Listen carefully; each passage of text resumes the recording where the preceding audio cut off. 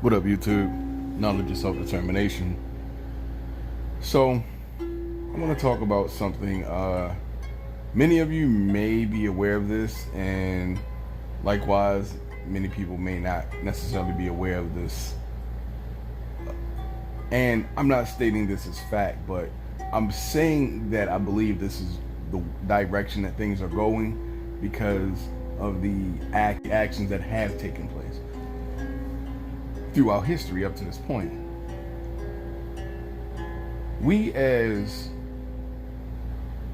a diaspora of African people, are under siege by white supremacy.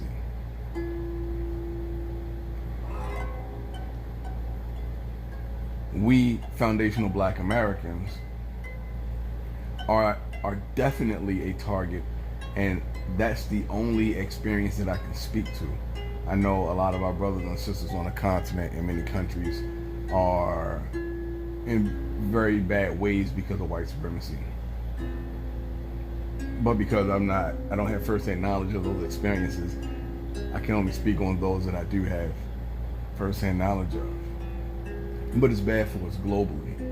And what I'm going to talk about here may actually be a parallel to what's happening in the rest of the world. I won't presume to know anything about any place that I've never been. But we're dealing with a parasitic entity in white supremacy with Caucasians in general. Not all Caucasians. Again, this is a statement of, this is a general statement about the group. This is not pertaining to any actual individual.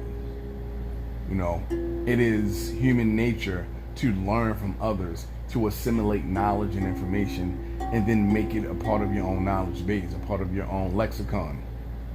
It's human nature to do that. That's how we grow. That's how we advance. That's how we, evolve our thinking, so there's nothing wrong with that. However, we're dealing with an entity that takes intellectual properties and physical properties from individuals, from groups, and then they twist it and augment it to try to make it a weapon of war. Somehow, some way, they have found a way to weaponize everything. Think about that. These individuals have found a way to weaponize everything. They weaponize what they got from you, and then they try to eradicate you. They tried it with the Chinese, but the Chinese band together, like with the Opium Wars. But let's take it even further back, Egypt. These people have been trying to assimilate African culture and become us since the first time they walked into Egypt. We all know the story. I'm not going to give a whole history lesson on ancient Egypt, ancient Kemet, I should say. I'm not going to give a history lesson on that. But when they came into Egypt, they fell in love with Egypt. They wanted to be Egyptians. Now, they weren't as bloodthirsty and brutal then as they are now. And that's saying a lot because they were barbaric back then. But they wanted to become Egyptian and rule the culture. They weren't trying to necessarily erase them from history. That part came later. But all throughout history, this is what they've done to Black people. So we move forward from Egypt. They've conquered that. They've taken that over. They've tried to whiten it up. They drove the Black people out of Egypt, or at least away from the culture of Egypt and their ancestors, and put another people there so that they can claim that they are Egyptians. But these people of Turkish ancestry are not Egyptian. They have no respect for the culture. They have no real knowledge of the culture. I would put what they think they know about the culture up against Anthony Browder any day of the week. Now, moving forward from there, from Egyptian culture, they get a portion of us over here to the Americas. They find us here as well. They find us over here. They find us in North, Central, and South America. They find us in the Caribbean islands. They find us all over the place. And what is the first thing that they do when they get over here? Once they The colonization is in full effect. Now, in some places they go, well, in all places they go, they bring their culture. Their culture. Now, the conquistadors' culture was what the Spanish Moors made it. So it's really African culture, really. Now, their culture, now the African culture has become a Europeanized version of Spanish culture now. You know how everything, loses its flavor once they take it over. They come here to the Americas. They kill the men. They kill off so many goddamn Tainos, it's not funny. They kill off the old people. They kill off the men. They kill off the male children of those men by those women. They keep the women who are of childbearing age alive. They rape them, and they create a whole new lineage of people. Now, while they're doing this, they have Africans from the Middle Passage that they've dropped off in these lands, because these are slave territories now. These are slave colonies. The African men cohabitate with the remaining Taino women, and then we start to get these more indigenous, quote-unquote indigenous-looking people in those regions, in the southern part of the Americas and Central and South America, right? Now, in North America, you get the red-skinned, high cheekbone, quote-unquote Native Americans from the Asians that came across the Bering Strait during the last ice age, who cohabitated with the Africans that came over here thousands of years prior to that. You start to get, and obviously there was a lot of cohabitation, because a lot of those tribes, have those features, have that phenotype. So there was a lot of that going on, to the point to where as though they were the next generation for the most part. When the Europeans came over, they basically did what they did. They instilled a color caste system, and the quote-unquote Native Americans, the red-skinned Native Americans, turned on their African brethren. They turned on them, because they had delineated themselves, I would assume, which is why it was so easy for them to do so, into believing that they were something different. They were something else, and they were easily tempted and bribed. They turned against us. And also, in turning against us, they allowed Europeans to actually make themselves official Native Americans, which was the start of their ending, the Dawes Rolls. When you look at Native Americans today, they don't look a damn thing like they did in the 1800s and beyond. They don't look a damn thing like what they used to look like. Those people are the descendants of Caucasian coupling with probably Native Americans, and definitely white people who bootstrap themselves onto the Dawes Rolls to be qualified or to be able to claim Native American. And as a result, all your descendants can claim Native American too, even though you have no genetic ties to the lineage. This is what's going on. So now that they've established that, you look at Native American tribes now, they look like white people, or they look like white Mexicans, right? They have taken over they have taken these people's tribes over. They've taken it over. Now they are the Native Americans. And now they're giving themselves all types of reparations from the government based on their native status. Now Native American looks like a white person or a Mexican because of the infiltration of Caucasians into it. They've literally taken over these people's culture, assimilated it, made it their own, and now they have become the face of it. This is what they do to foundational Black Americans. This is what they've been doing to us ever since we've been here.